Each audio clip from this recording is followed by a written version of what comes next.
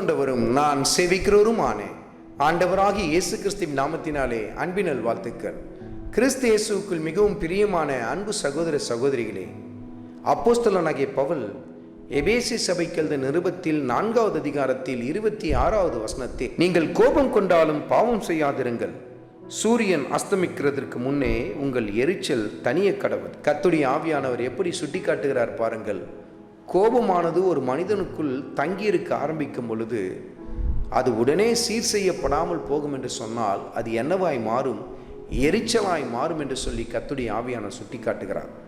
சூரியன் அஸ்தமிக்கிறதுக்கு முன்பாக உங்கள் எரிச்சல் தனிய கடவுது என்று சொல்லி கர்த்தருடைய ஆவியானவர் சுட்டி காட்டுகிறார். அப்படி என்று சொன்னால் இருள் சூழ்ந்து கொள்வதற்கு முன்பாக அருமையான மகனே, அருமையான மகளே, உனக்குள் வெளிச்சம் உதிக்கட்டும், அதாவது உன் எரிச்சல் உன்னை விட்டு நீங்கி போகட்டும் என்று சொல்லி கர்த்தருடைய ஆவியானவர் சுட்டி காட்டுகிறார்.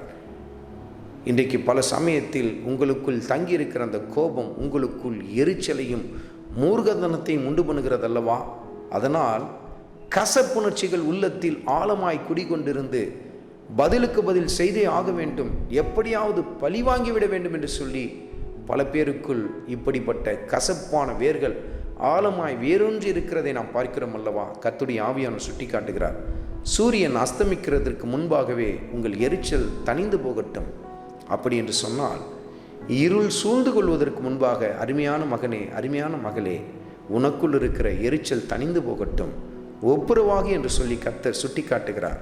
உன் கணவனோடு, உன் மனைவியோடு, உன் பிள்ளைகளோடு, பெற்றோர்களோடு, உங்கள் உற்றார் உறவினர்களோடு கூட நல்மனம் பொருந்துங்கள் என்று சொல்லி கர்த்தருடைய ஆவியானவர் சுட்டி காட்டுகிறார். ஆண்டவர் இயேசு கிறிஸ்து நமக்கு மன்னித்தது போல நீங்களும் அவர்களை மன்னித்து விடுங்கள், உங்களுக்குள் கர்த்தருடைய தெய்வீக சுபாவம் வெளிப்படட்டும் என்று சொல்லி கர்த்தருடைய ஆவியானவர் சுட்டி காட்டுகிறார்.